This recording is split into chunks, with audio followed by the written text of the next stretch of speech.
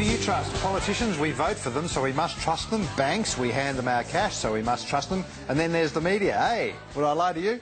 David McCarthy joins us this morning with the findings of the annual Edelman Trust Barometer, which reveals who we trust and why. Good morning, David. Good morning. Who do you ask?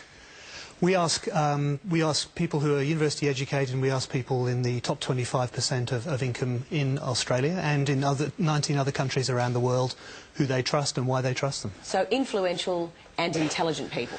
Yes, I mean, everyone is intelligent, but they are influential, and that's why we talk to this particular group. These are the people that keep abreast of the goings-on. They read the newspapers, Yep. they watch the news reports and so on. We specifically asked people who said they spent a lot of time looking at policy and looking at media and understanding what was going on in each country. All right, now you did the survey back in November-ish last year.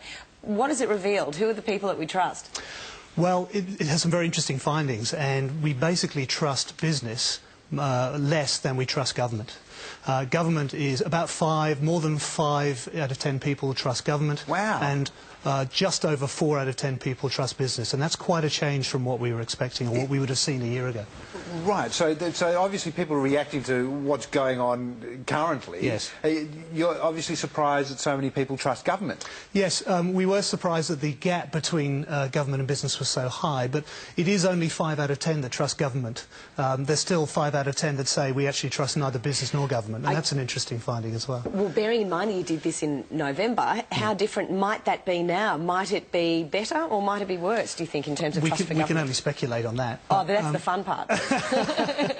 But you'd have to say that these findings directly support what the government is doing, because they're saying we trust government to help us out of the financial crisis. Another piece of data was that 81% of people want government to get more involved in fixing the financial problems that the country is in. And that's very consistent across the rest of the world too. In Europe we're seeing similar sorts of numbers.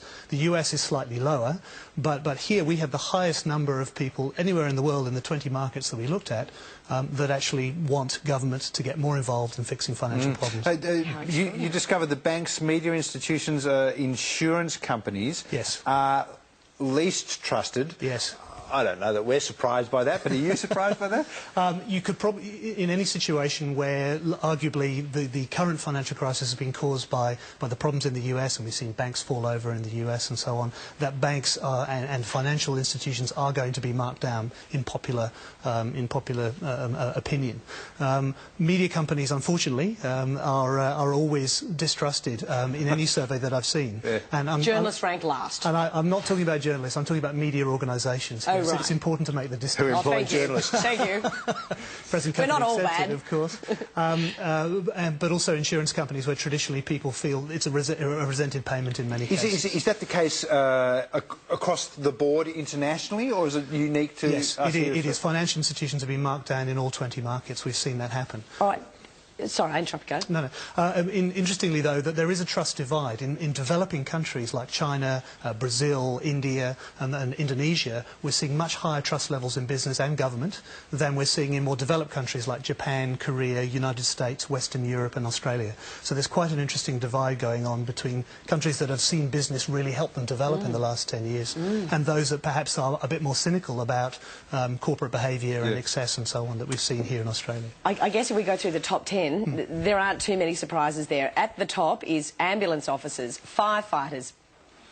This is a different poll, though. This is the Reader's Digest poll, Yeah, isn't it? yeah, this is the That's most right. trusted professions. That's right. So this is ambulance officers, firefighters, pilots, nurses, pharmacists, doctors, veterinarians, farmers and armed forces. I mean, there are no surprises there, surely. Well, so I'm not familiar with the Reader's Digest survey, although it's an interesting survey. That doesn't surprise me. We were looking more at trust in business and trust in government, but those sorts of things would lend themselves to a general analysis of trust, which says those people who do not have a vested interest, those people who put something back in are generally trusted. They are credible, they're people we welcome into our homes, we welcome them into conversations. So that doesn't surprise me at all. Yeah. I know it is a separate poll, but it's interesting because number 39 of the top 40, number 39, just behind car salesmen. It's politicians. No one trusts them, but we trust the government. Well, government in total. This survey looked at government in general, not just politicians, but the bureaucracy and the many thousands of people who work in government are trusted to come up with... They're there in the good times, they're there in the bad times. Yeah. And particularly in bad times, we look to them in Australia, which has more of a European flavour to its society than, say, the US, which traditionally trusts business much more than government to solve its problems. OK, so bearing in mind the government is very trusted in the country, yes. You would think they would be more than happy with this poll of yours. Yes, I would think so.